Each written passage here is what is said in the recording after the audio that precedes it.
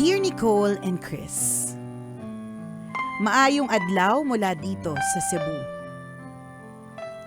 Ako po si Faith, isang LGU employee. I am married with 4 kids. Sumulat po ako sa inyo upang ibahagi ang sitwasyon namin ngayon dito. At malamang ng marami nating kababayan dito sa Kabisayaan. Last week lang, gaya ng ibang mga pamilya, abala na kami sa paghahanda para sa darating na Pasko. Magkakalapit ang bahay naming magkakamag-anak kaya normal na nagsasalo-salo kami kapag Noche Buena.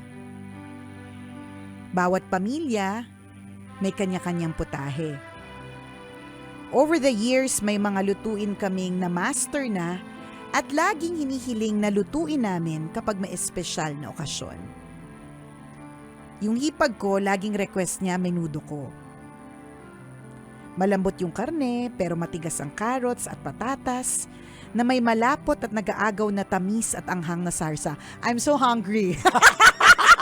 Nagutom ako. Favorite ko pa naman yung favorite menudo. ko pa naman yung menudo.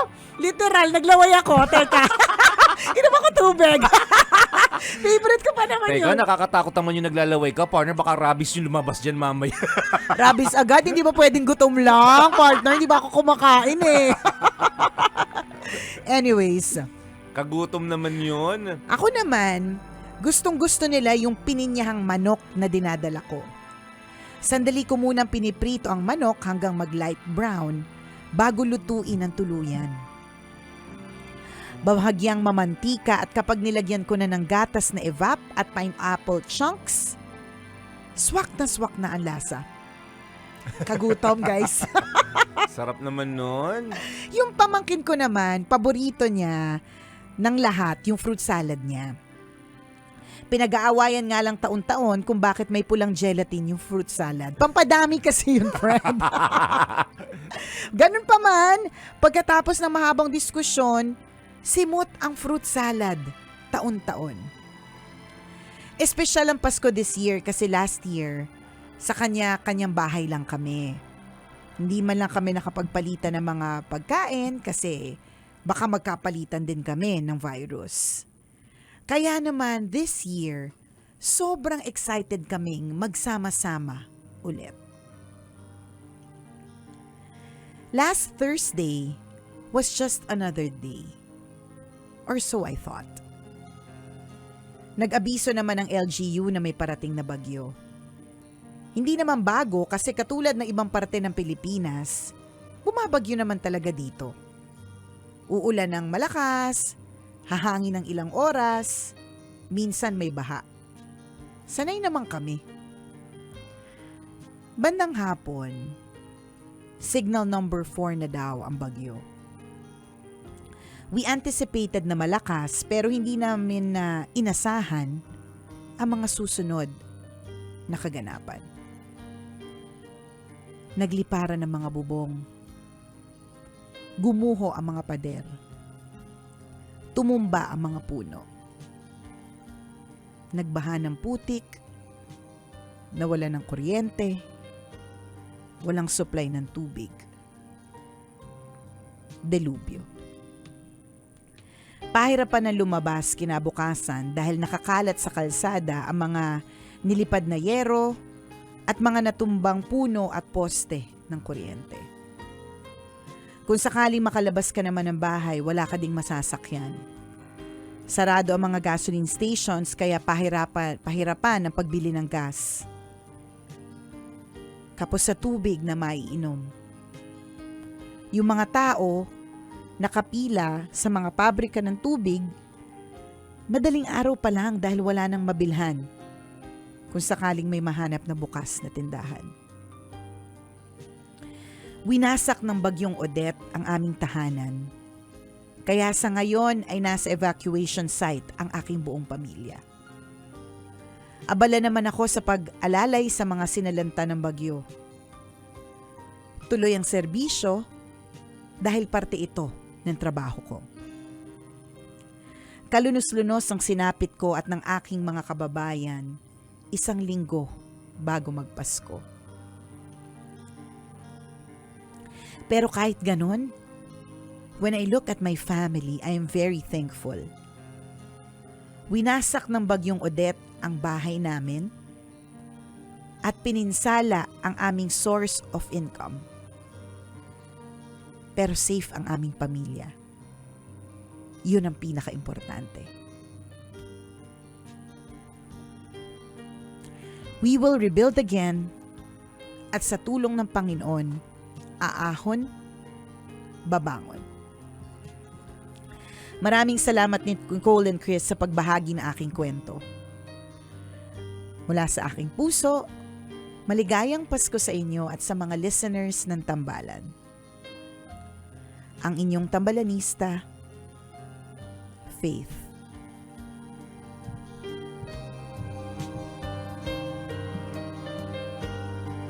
Hi, Faith. Ito yung sinasabi natin, partner, bago tayo magtuloy sa ating discussion. Naka-flash po sa ating screen ngayon for those who are watching us on Facebook. Naka-flash po yung Operation Tulong Relief and Fund Drive namin for the victims of the Typhoon Odette. Ito po ay ginagawa po ng Manila Broadcasting Company where we belong, kung saan kabilang po ang Love Radio. Every time po na meron pong mga ganitong klaseng mga calamity na nangyayari po sa iba't ibang parte ng Pilipinas. So naka-flash po ang ating Metrobank account 640-76400-29907. So yan po. So let's do our best. Ang sabi nga nung isa kong kaibigan partner sa Cebu din, ang sabi niya, there is so much to help. Parang wag mo iisipin na yung tulong mo ay maliit lang kasi sobrang dami ng kailangang tulungan. So your help will go a long way.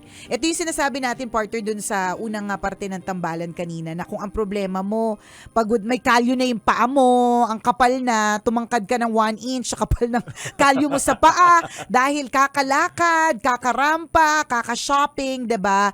At ang problema mo ay yung pagod na dahil sa mga festivities, diba? There are people ngayon na hindi yon ang concerns nila. And at ang concerns nila ay katulad ng lahat ng mga kwento ni Faith. Naiyak nga ako kanina, isip ko lang yung menudo eh.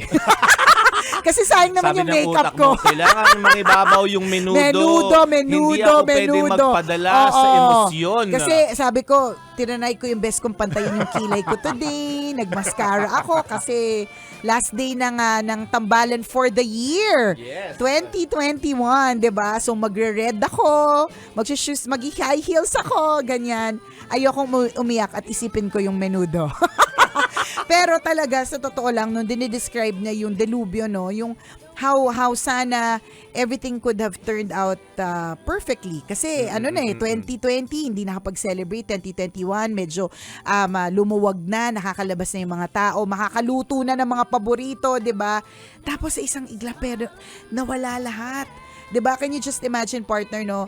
Nakakayak lang na, syempre lahat tayo, lalo na kung sarili natin yung bahay. O kahit hindi natin sarili. Pero more so pag sarili kasi natin, alam natin yung pinaghirapan ng bawat hollow block. Alam mo yon? Yes. Yung lahat ng mga inipon mo para mabuo yung pader, makabit yung bubong, mailagay yung yung time. cable, 'di ba? Yes. Yung oras, Yung energy correct. mo, Totoo. resources. Kung ilang taon mong ginugol yon, tapos sa isang iglap alam mo yon, Pwedeng mawala. Pwedeng maglaho, pwedeng magiba. Correct, 'di ba? So talagang nakakalungkot. And it is not just in Cebu, 'di ba? Ito meron din tayo sa Surigao, meron tayo sa Siargao, Palawan, Antique. Sobrang nakakaiyak. Naiyak ako. Hindi mo menudo. Yan lang hapin fruit mo, yung salad, menudo. pineapple Yan. chunks, Yan. pininyahang manok. Diba? Pero totoo yun, no, na parang paano babangon ulit? Paano magsisimula ang lahat? Kaya nga. Parang laging wrong timing talaga eh. Ang dami Laging may ganyan bago Oo, matapos yung taon. Correct. Nakakainis. Kapag magpapasko, kapag nagplano yung pamilya na magkikita-kita, uuwi yung mag-anak galing abroad o kaya galing ng Maynila, uuwi sa kanilang lugar na pinanggalingan, tapos ganito yung nangyayari, ganito yung madadatnan nila. Correct. Nakakalungkot talaga mga kaibigan, no, na parang, hala, paano? Anong gagawin nating pagbangon? Anong gagawin nating diskarte para maging normal ulit ang lahat. Correct. Pero kagaya ng mga ginagawa natin na kapag may ganitong nangyayari, nandito naman tayo mga Pilipino eh. Tayo po yung nagtutulungan. Perfect. Alam mo, laging ginagamit yung word na resilient. Yes, Pero kasi yes. resilient kasi talaga yung mga Pilipino. Ang dami na po talaga nating bagyong dinaanan. Ang dami na, this is not the first time na merong kalamidad, di ba? Yes. Hindi naman talaga first time. So, we will get through it. And, siguro kung halimbawa ikaw yung mga tipong iniisip mo, ano kaya yung pwede ko maitulong? Wag mo nang, madaming ways. Wag nang patagalin. Kumbaga parang wag ka nang mamili. Sige na kung ano yung nakikita mo na syempre of course ang sisiguraduhin mo na makarating, 'di ba? So dapat hindi ka, kung meron ka kakilala, pwede din naman pwede din naman rekta, 'di ba? Pero kung halimbawa wala ka naman tropa doon, wala kang kakilala, wala kang aktual na pwedeng abutan ng tulong, maraming mga ways, maraming organisasyon, 'di ba? At katulad nga, hindi ko to makakalimutan yung sinabi ng isang kong kaibigan, sobrang daming kailangan tulungan. So wag mong isipin na yung yung 500 ko wala namang mararating yun. Hindi meron masyado maraming kailangang tulungan. Correct. Yung mga maliliit na bagay na pwede nating itulong, kahit na yung 100 lang eh. Diba? Yung 100 na may makita kang pwedeng pag-abutan yan o pwedeng pagdalhan yan ng 100 mo. Correct. Kapag nagsama-sama po yung 10 tao na na merong nagbigay ng 100 pesos, malaking bagay na po yun. Ilang pamilya na po yung matutulungan yan. So Correct. walang tulong na maliit. Diba? Pag nagsama-sama. Totoo yan.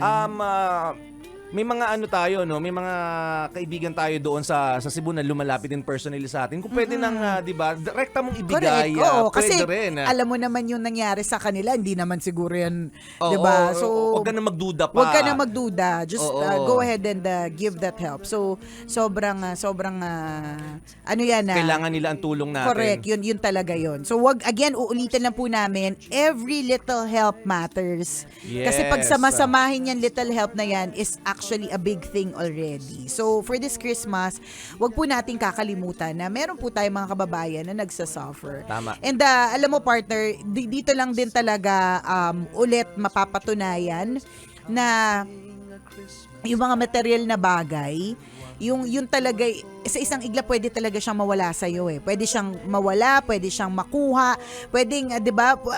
It can all be taken away from you. Kaya In an instant. Kaya nga Yes. sabi nito ni Faith, 'di ba, na ang mahalaga safe yung pamilya ko, 'di ba? Ang mahalaga ay sama-sama pa rin kami, 'di ba? Sabi niya nga, winasak ng bagyong Odette ang bahay namin. Pininsala ang aming source of income, pero safe ang family ko. And by the grace of God, makakaahon, makakabangon. And yes, you can do that. And kagaya ng pangalan mo, Faith, 'di ba? Just Keep the faith. the faith. Oo. Yun yung magdadala sa iyo para makabangon ng mas mabilis sa sitwasyong pinagdadaanan mo at ng pamilya mo ngayon. Tama. Diba, yun naman totoo, lagi nating sinasabi yun na talaga tayo mga Pinoy, sanay na sanay tayo sa bagyong ito.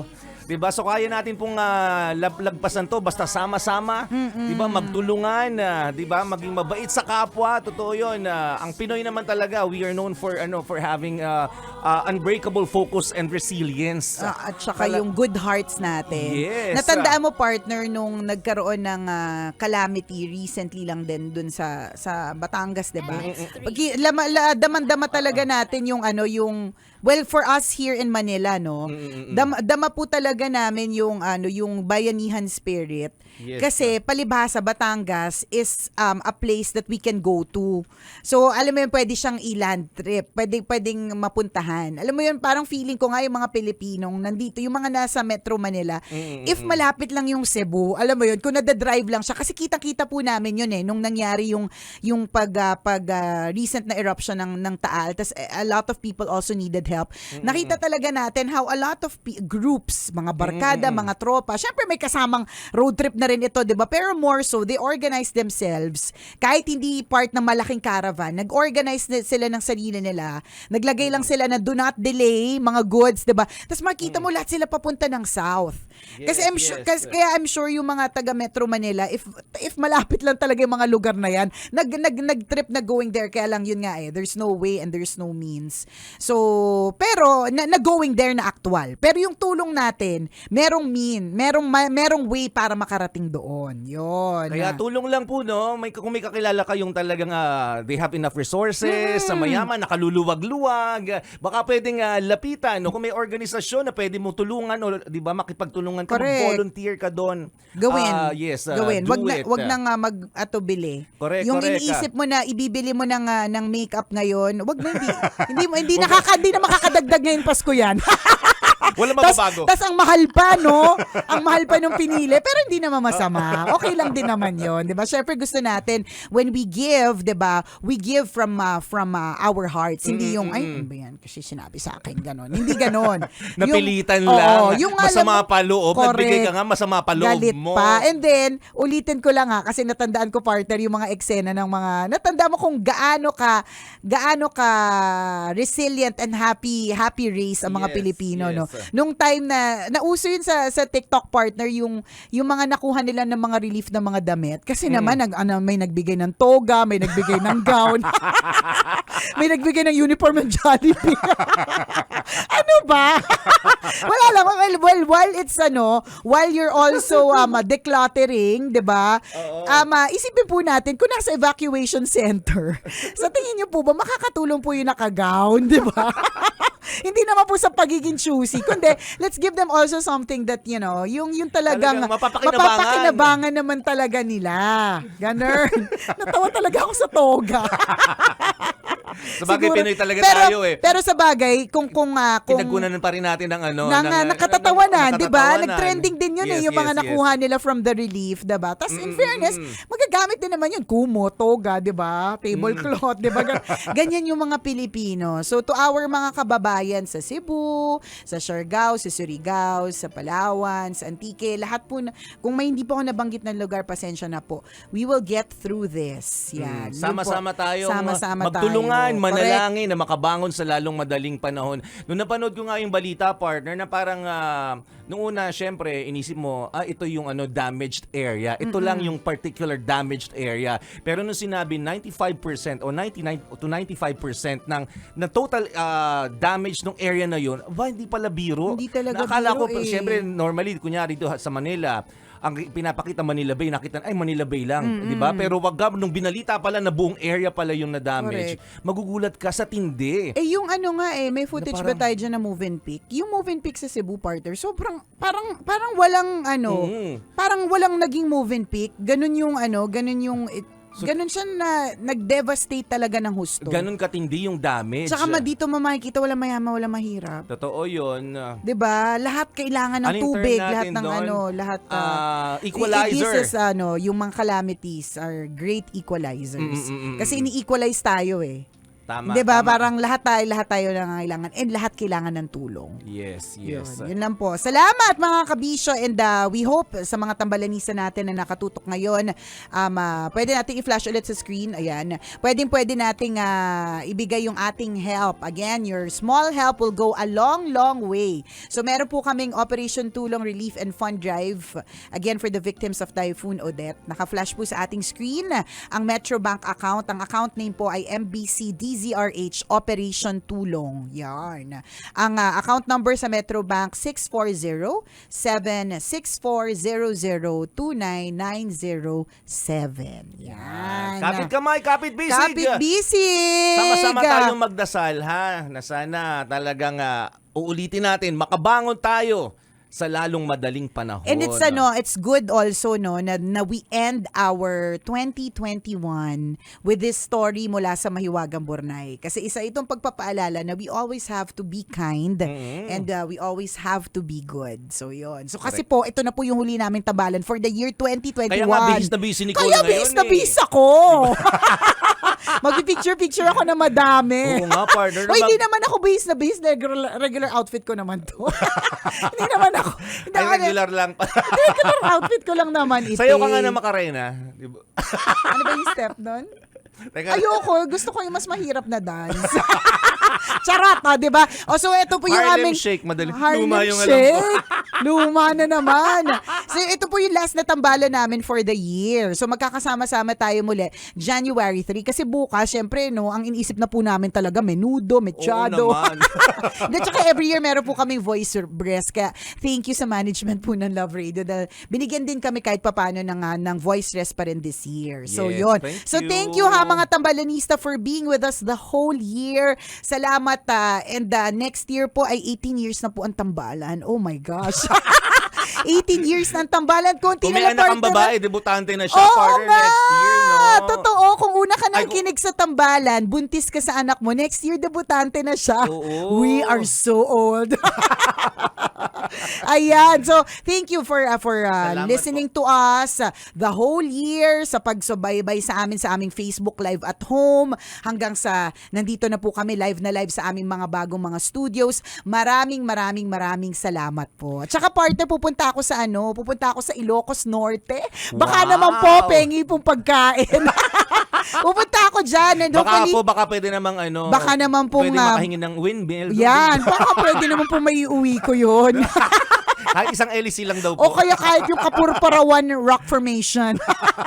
Pupunta ako dyan, partner, December 27 to January 1. Ayan. Hopefully, Siyempre, huwag mong palagpasin pagpunta sa vegan. Siyempre naman. At pupunta din ako sa Love Radio Lawag. Ayan, Inimbita yan. yung sarili.